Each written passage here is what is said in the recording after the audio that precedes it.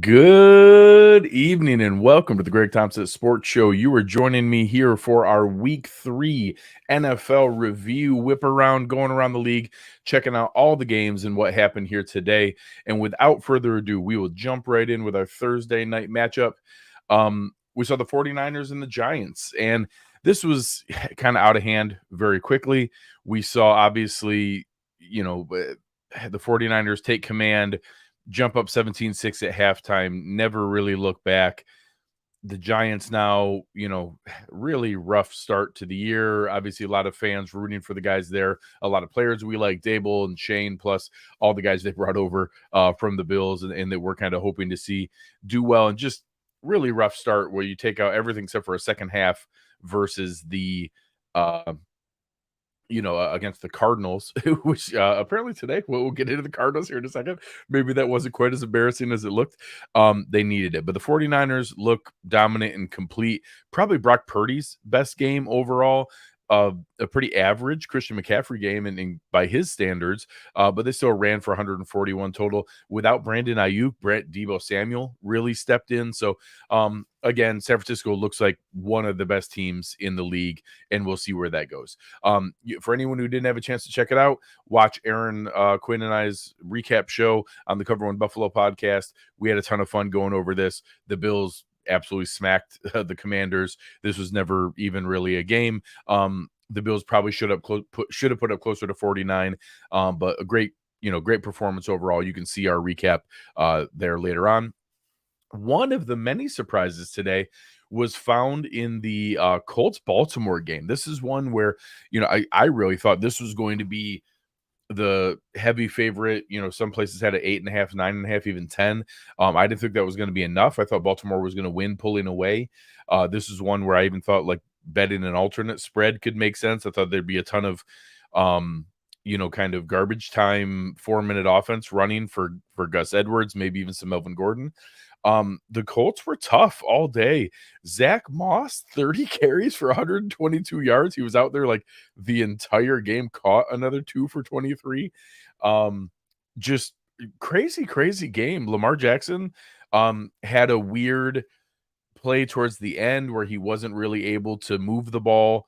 And kind of thought he was going to be able to throw it, but ended up getting a knee down. They probably could have, Justin Tucker could have attempted a really long field goal, but then even in overtime, couldn't really figure it out. And just a weird game by a team that I think very highly of in Baltimore. So this is one to watch.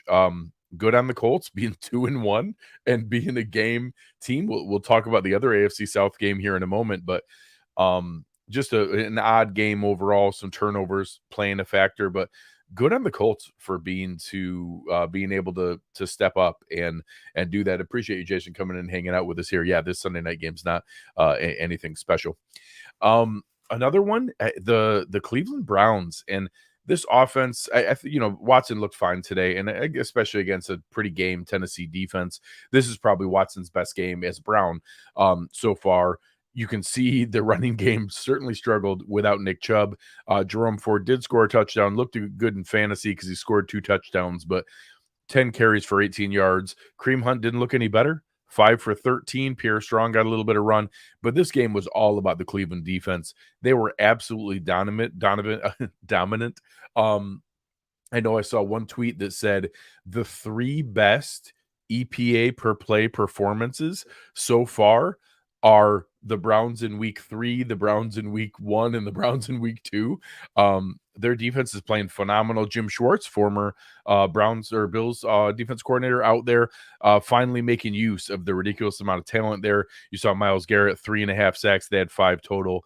Obviously, the Cowboys in week 1, the Bills this week against the Commanders. We've seen some pretty dominant performances, but the Browns defense is keeping them in virtually every game. And Tennessee and any team coached by Mike Vrabel is going to be a tough team. So seeing them hold Derrick Henry to 11 carries for 20 yards, 13 to 25 for 104 for Ryan Tannehill. Not even having a lost fumble or a turnover and having that dominant of a game. Cleveland's defense is for real and is going to keep them in a lot of games. So we'll see where that one goes. The next one, I don't even know what to say. The Miami Dolphins scored 70 points, and they actually had 70 points with 8 minutes to go in the fourth quarter. They had another possession later and technically could have scored 77. Um, Tua, 23 of 26, only 3 incompletions, 309 yards, 4 touchdowns. I think 3 of those touchdowns were actually thrown behind the line of scrimmage, and then the receiver or running back ran for it, and most of that was these running backs. Both Devon Achane and Raheem Mostert had 4 touchdowns each. So Achane had 2 of the screens that went for a touchdown, plus 2 rushing touchdowns. Raheem Mostert had 3 rushing and 1 receiving. They ran the ball for 350 yards. I'm obsessed with football, and right now, in front of you guys, I'm learning that Chris Brooks is a human who exists. Chris Brooks is the third string running back for the Miami Dolphins, and he had 9 carries for 66 yards. For a little bit of context, the Denver Broncos let the Commanders score 35 points last week, and the Bills just shut them out, or technically gave up a give-up field goal at the end. So a little bit of context, Denver might have the worst defense in the NFL. They also were missing Justin Simmons today. So, a little bit of context, but the Dolphins had 726 yards of total offense. No sacks, no turnovers, no nothing. Just this might be the greatest offensive performance in modern history. That's not an exaggeration. 726 yards, 70 points. This is as good as the stuff you see back in like the 1940s when there were 6 teams in the league and one team had professionals and the other team was a bunch of, plumbers and stuff like that. So the Miami Dolphins are very much for real. Obviously the Bills learned the hard way last year that they don't give out trophies or hang banners for games in September. The Bills literally had the highest DVOA in history after 6 weeks. That doesn't do anything for you. So we'll see how much this sustains. We'll see how the offensive line play comes for next week. You'll hear Aaron and I do our preview show on Wednesday night. Having Tom Ernest on from Dolphins Talk, going to have a lot of fun, be able to go through there. Obviously, they'll hold on to the fact that the Dolphins one good defense that they played this year. The Patriots held them to 24 points. The one good offense that they played this year, the Chargers scored 34 points. So I think there's a path where against a competitive good team, you can not let them completely explode and then try to outscore them. But that's what it's going to take. It's going to take a fantastic game plan. This team is very much for real. And today was a historic performance that, Dolphins fans have every right to be really, really excited about. So let me get a quick drink of water. We'll check out our next matchup here.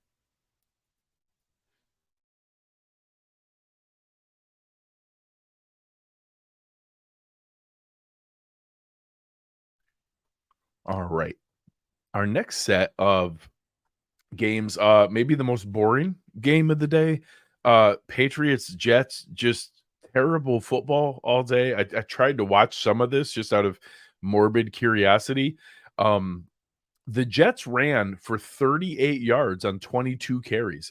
That's a lot of carries when you're not getting any yards to continue to pound the ball. And their fullback had a 1-yard touchdown. So that was fun. The Patriots decided, despite the Jets' pretty great defensive line, to continue to just run the rock. 40 carries in an NFL game nowadays is amazing. Mac Jones, 15 to 29 for 200 yards and 1 touchdown. That 1 touchdown was a rumble by backup, maybe third string full tight end, Pharaoh Brown, kind of rumbling down the field for a 58-yard score on a blown coverage, which ended up being kind of the deciding score of the game.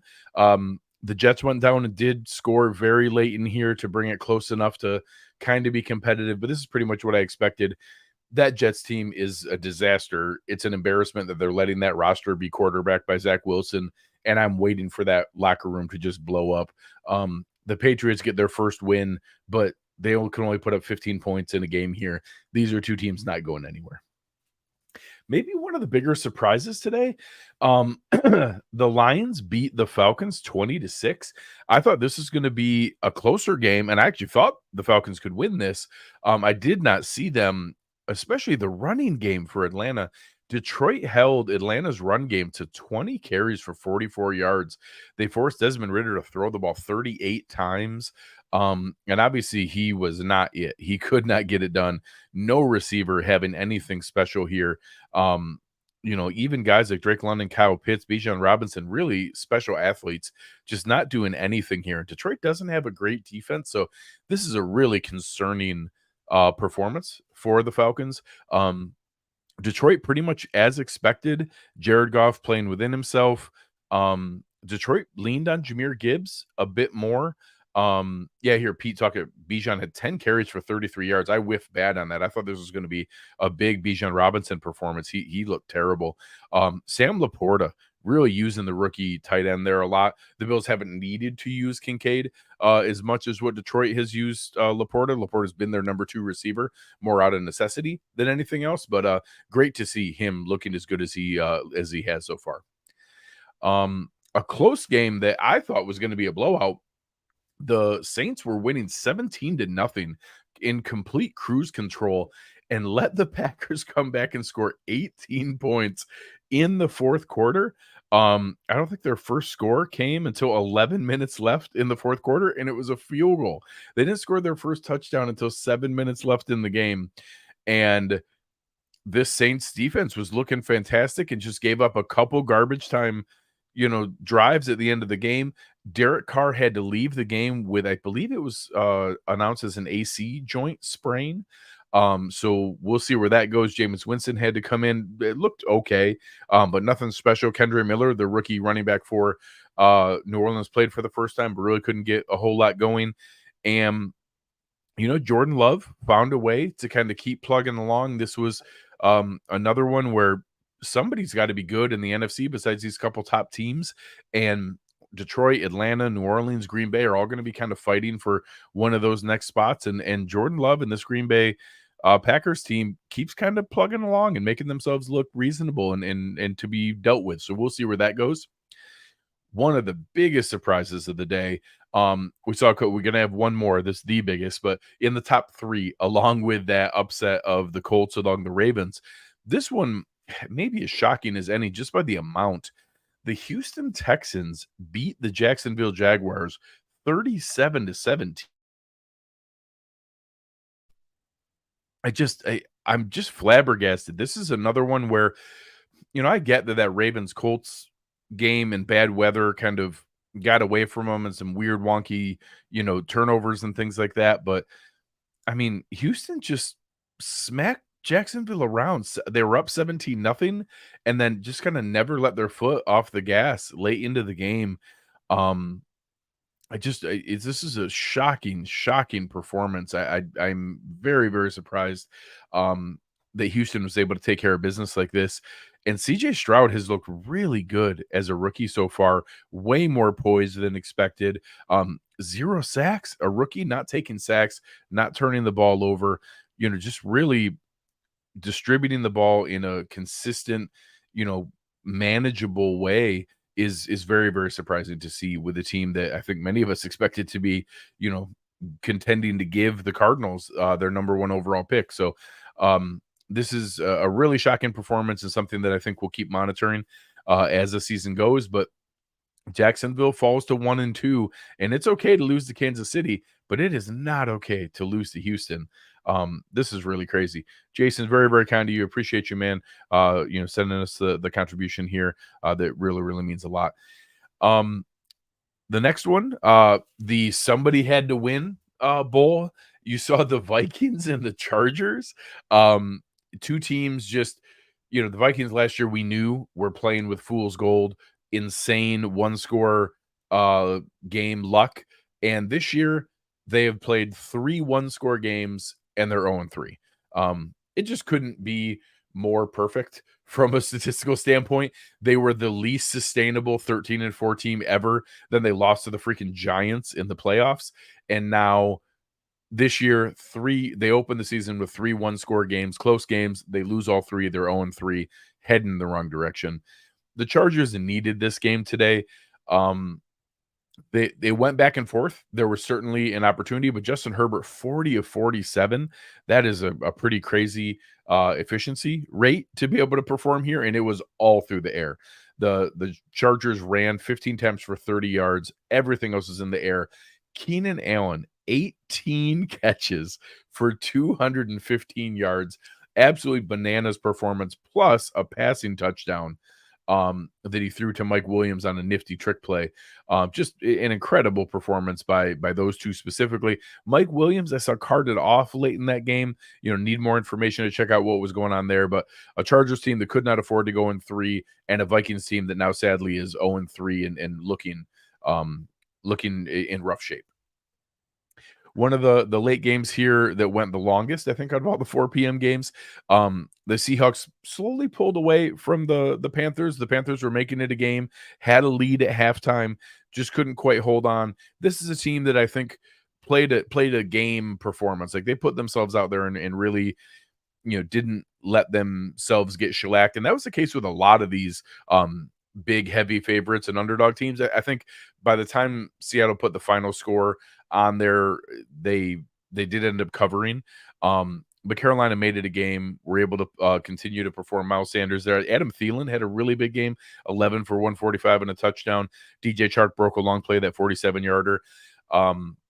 The Seahawks look great, specifically Kenneth Walker. Kenneth Walker III looked amazing today, really, really running with confidence, plus 3 more for 59. He had a really impressive game today. I think that was an exciting one to see. The Seahawks are now 2-1.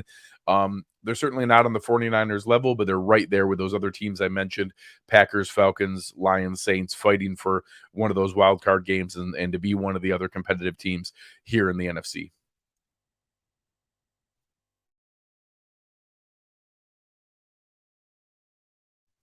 The biggest shock of the day absolutely has to be the Dallas Cowboys losing to the Arizona Cardinals 28-16. I'm going to repeat that.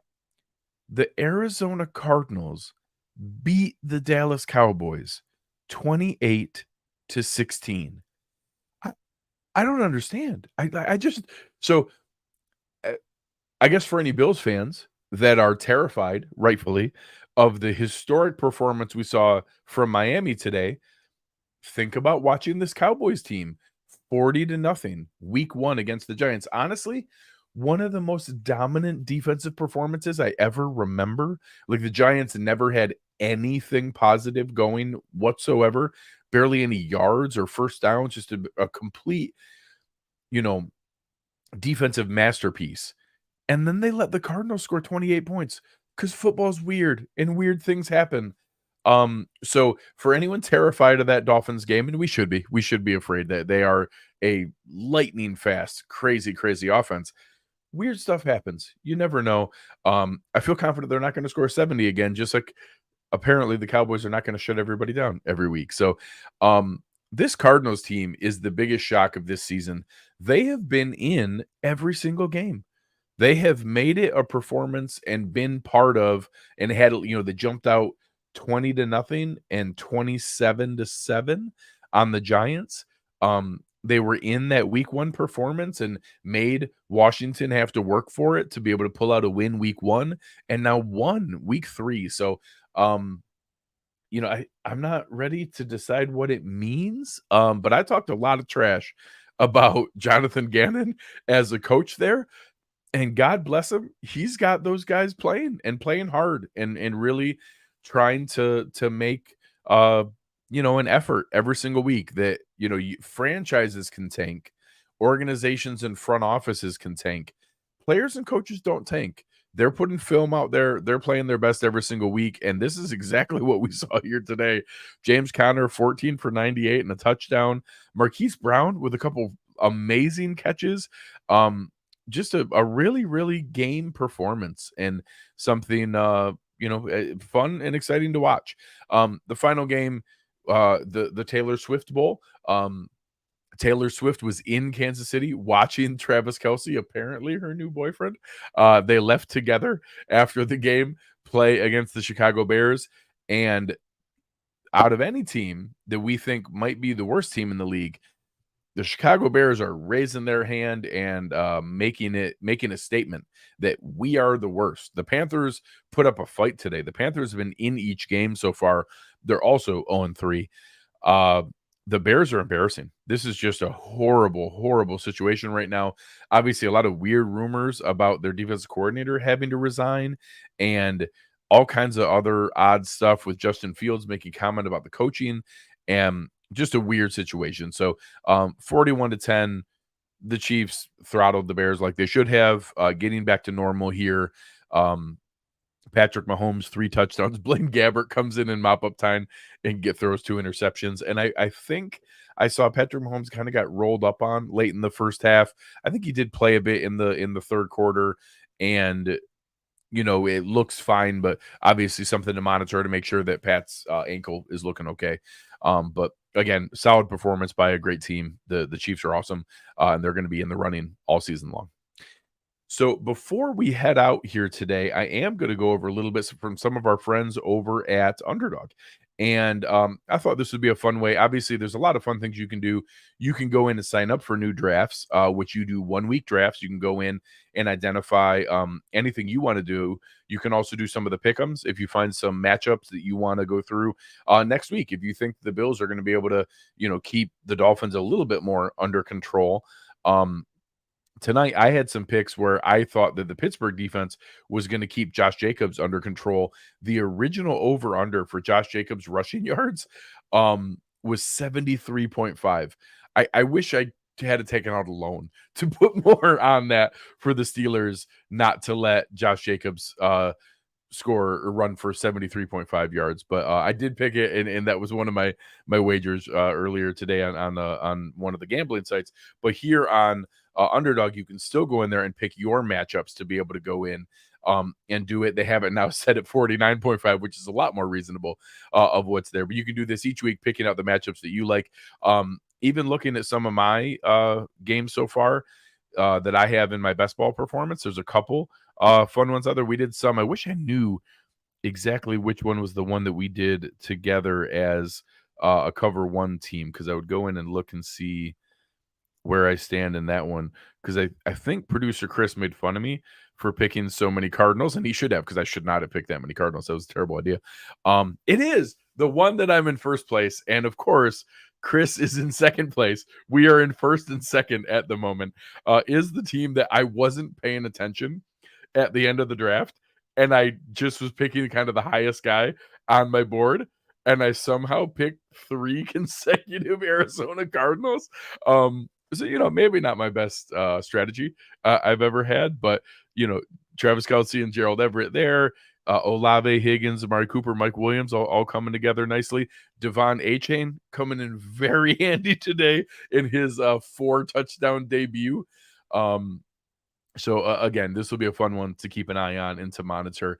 But again, it's fun. You can go in, do some year drafts. You can do these each week to be able to go in there. If you use promo code Cover1, you will get yourself your first deposit match up to $100. Make sure you check it out. It's a lot of fun. It's a great way to go in and be able to have a little bit of fun in the season and keep drafting, because drafting is the most fun part of fantasy.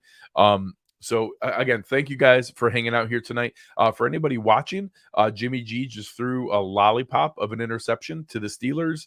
And it looks like, I think the score currently is still pretty under control.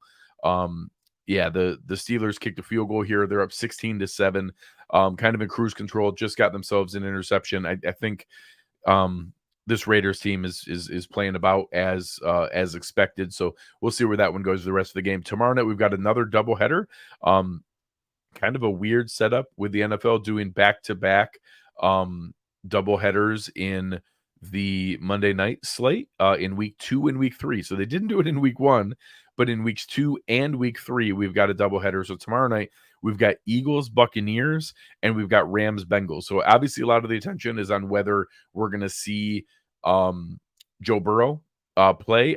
I can't imagine we are. That would be just reckless to play him after the struggles we've seen for his calf right now. The long-term matters for them. However, if you don't play and you drop to 0-3 and lose to the Rams, what do you do? Like, it's just a crazy hard situation to be in. They need to win. They cannot dig an 0-3 hole and they also can't risk Joe Burrow's long-term health. I don't know what the answer is. I'm very curious to see. I know that the Eagles and the Buccaneers are both 2-0. I can't bring myself to believe that that's gonna stay that way. I think the Eagles are gonna, take control of that game and cruise pretty comfortably, but we'll see where it goes. We'll see what things come of it. But appreciate you guys here tonight. Anybody who had fun, press that like button. That's the best way to kind of share your word of mouth that you had fun listening tonight.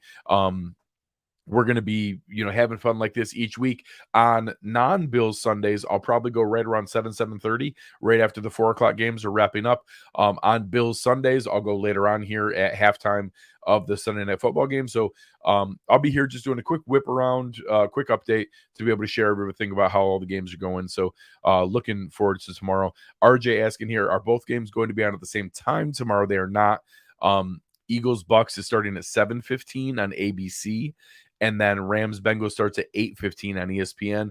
So you probably get most of the first half of Eagles Buccaneers in before we get into Rams Bengals. But we'll see where that one goes and how far into it they get. But there'll be a bit of overlap for about the second half of Eagles Bucks and the first half of Rams Bengals for tomorrow. So appreciate you guys. A lot of fun here tonight. Please press that like button on your way out. It goes a long, long ways. And we will talk to you next week. On behalf of fantastic producer Chris Kepner, I am Greg Tompsett. You've been listening to the Greg Tompsett Sports Show, and we are out.